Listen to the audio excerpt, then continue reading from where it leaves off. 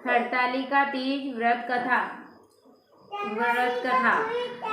एक समय पार्वती जी ने शंकर से हाथ जोड़कर प्रश्न किया, हे महेश्वर, बड़े सौभाग्य है जो मैंने आप जैसे अर्धनारीश्वर पति का वरण किया। क्या मैं यह जान सकती हूँ कि मैंने ऐसा कौन सा पुण्य किया? आप अंतर्यामी हैं, मुझे दासी को यह बतलाने की कृपा करें। पार्वती जी की ऐसी प्रार्थना सुनकर शिव जी बोले, हे प्रिय, तुमने अति उत्तम पुण्य का संग्रह किया था जिससे तुमने मुझ जैसा पति पाया। वह अति गुप्त व्रत है, पर तुम्हारे आग्रह पर प्रकट करता हूँ। यह शुक्ल पक्ष की तीज का व्रत हरतालिका के नाम से प्रसिद्ध है। यह व्रत जैसे तारागणों में चंद्रमा, नवग्रहों में सूर्य, वर्णों में ब्राह्मण, वेदों में सोम, इंद्रियों में मनुरूप, ऐसे यह व्रत श्रेष्ठ है। जो तीजा हस्त नक्षत्र युक्त पड़े तो और भी महान पुण्यदायक होता है। यह सुनकर पार्वती जी ने कहा, हे महेश्वर, मैंने कब और कैसे तीजा व्रत किया, यह सब सुनने की इच्छा है। इतना सुनकर भगवान शिव बोले, हे उमा, भारत के उत्तर में हिमाचल पर्वत है, उसके राजा का नाम हिमाचल है। वहाँ तुम रानी मेना से पैदा हुई थी। तुमने बाल्यकाल से ही मेरी आराधना प्रारंभ कर दी। कुछ उम्र बढ़ने पर तुमने हिमाचल की दुर्गम गुफाओं में जाकर अपनी सहेली सहित मुझे पाने हेतु तप आरंभ कर दिया। वर्षा काल में 12 पानी में तप किया। शीतकाल में पानी में खड़े होकर मेरे ध्यान में संलग्न रही। ग्रीष्म काल में तुमने 12 चट्टानों पर आसन लगाकर तप किया। इस प्रकार 6 ऋतुओं में तप करने पर भी जब मेरे दर्शन न मिले, तब तुमने ऊर्ध्वमुख होकर केवल वायु सेवन की, फिर वृक्षों के सूखे पत्ते खाकर इसे देह को क्षीण किया। ऐसी तपस्या में लीन देखकर राजा हिमाचल अति चिंतित हुए तथा तुम्हारे विवाह की चिंता करने लगे। इसी सुअवसर पर देव ऋषि नारद जी वहां उपस्थित हुए। राजा ने अति हर्ष के साथ नारद जी का स्वागत किया और आने का कारण पूछा। नारद जी ने कहा, हे राजन, मैं भगवान विष्णु का भेजा हुआ हूँ। मैं चाहता हूँ कि आपकी कन्या को योग्य वर प्राप्त हो, अतः भगवान विष्णु ने आपकी कन्या का वरण किया है। आपको स्वीकार है?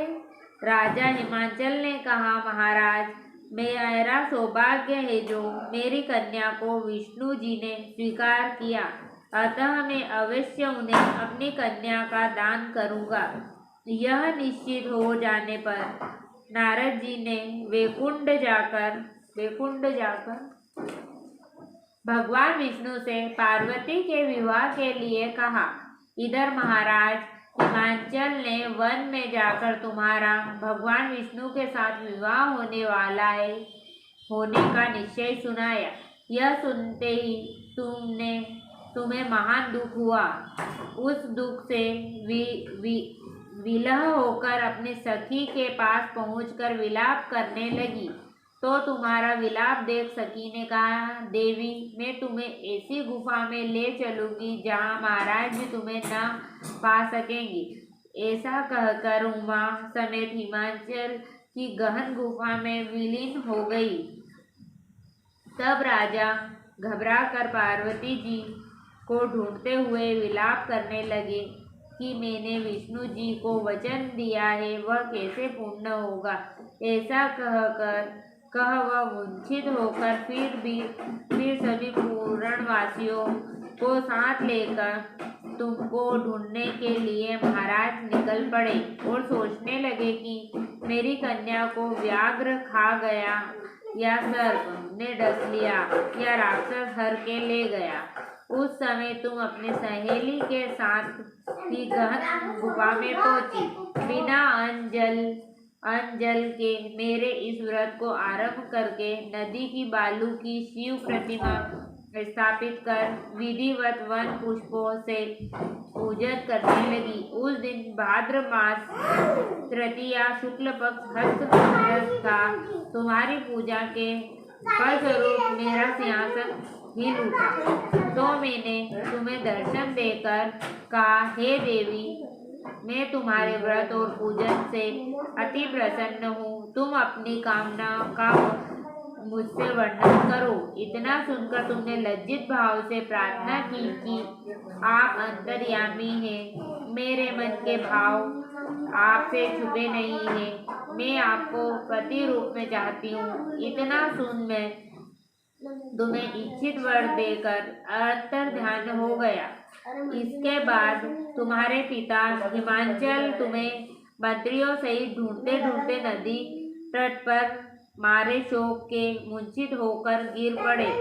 उसी समय तुम मेरी बालू की मूर्ति लेकर विसर्जन हेतु नदी पर पहुंची, तो तुम्हें देखकर हिमांचल अति प्रसन्न होकर बोले, उमा, तुम इस गहन वन में कैसे पहुंच चली आई, जो अति भयानक है, जहाँ मनुष्य के प्राण संकट में पड़ सकते हैं। हे पुत्री, इस भयंकर वन को त्याग कर अपने घर को प्रस्थान करो।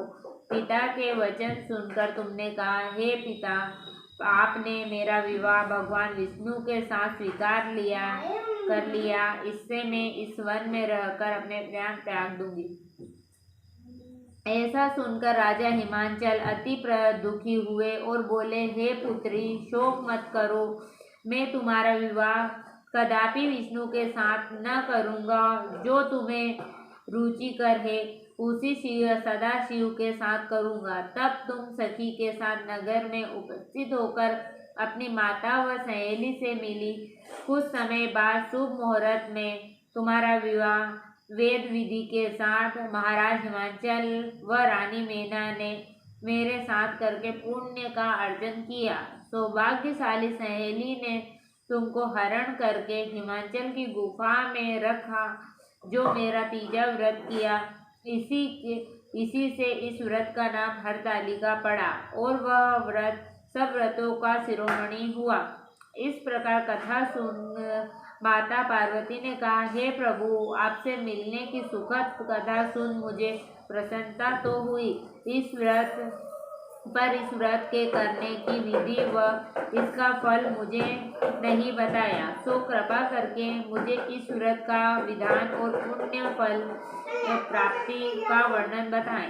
इतना सुन शंकर जी ने कहा, हे प्रिय, मैं इसका फल सुना रहा हूँ, सुनो। यह व्रत सौभाग्यवती नारी व पति चाहने वाली कन्याओं को करना चाहिए। यह व्रत भाद्रपद की शुक्ल पक्ष की द्वितीया की शाम को तीजा व्रत धारण करके करना चाहिए। यह व्रत निराहार होकर करना चाहिए। भगवान शिव पार्वती की स्वर्ण प्रतिमा, केले के खंभे और पुष्प आदि से सुशोभित मंडप की स्थापित करके रेशमी वस्त्र के चंदवो दान कर वंदनवार लगाकर भगवान शिव की बालू की प्रतिमा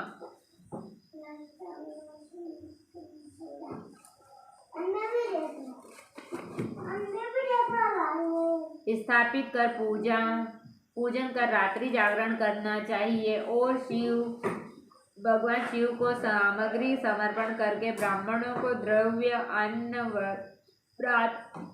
पात्र आदि श्रद्धा युक्त दान देना चाहिए। शिवजी के प्रति वस्तु को सिद्ध पंचधारी मंत्र ओम नमः शिवाय कहकर समर्पित करना चाहिए। प्रार्थना करते समय अपनी मनोकामना भगवान के सामने प्रेषित करके प्रणाम करें। प्रार्थना के बाद दोनों हाथ में पुष्प लेकर पुष्पांजलि समर्पित करें। फिर चतुर्थी को शिवलिंग का किसी नदी व तालाब में विसर्जन करें। फिर 3 ब्राह्मणों को भोजन करा दक्षिणा देवे।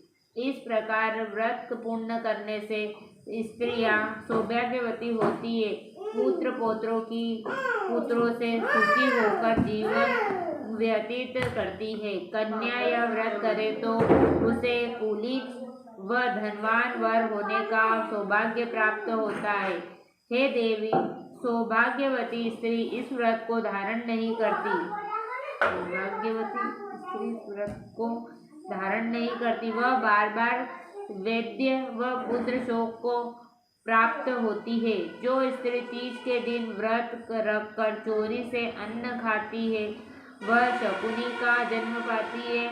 जो जल पीती है वह जोग का जन्म लेती है। जो दूध पीती है वह सर्पिणी और जो मांस खाती है वह बाघिनी होती है। जो स्त्री उस दिन सोती है वह अजगर की योनि पाती है। हे उमा, जो स्त्री अपने पति को धोखा देती है वह मुर्गी का जन्म धारण करती है। और जो स्त्री इस व्रत को श्रद्धा भक्ति से विधिवत करती है वह सुंदर पति को प्राप्त करती है। वह दूसरे जन्म में तुम्हारे समान स्वरूपमान होकर इसी संसार के उत्तम सुख को भोग करती है। इस व्रत के करने के बाद स्त्रियां शिवलोक में वास करती है।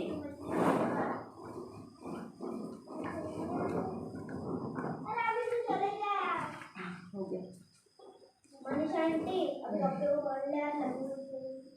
हो गया।